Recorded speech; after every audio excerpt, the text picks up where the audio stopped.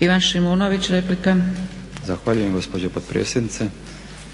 Poštovani gospodine ministre, Zakon o životnom partnerstvu uređuje formalno i neformalno životno partnerstvo osoba istog spola gotovo na isti način na koji Obiteljski zakon uređuje brak i izvanbračnu zajednicu. Kako izgleda da ćemo nakon glasovanja o ovom prijedlogu dobiti poseban zakon koji vrijedi isključivo za osobe sa homoseksualnim sklonostima, nadam se kako uskoro nećemo dobiti posebne zakone za žene, za osobe druge boje i kože ili sve one koji nemaju plavu kosu i oči.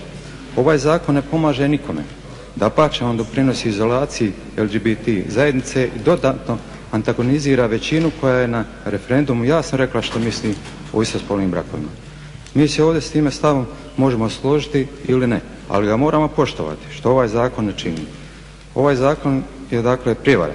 Ono što se njime uređuje nije brak, ali zapravo jest.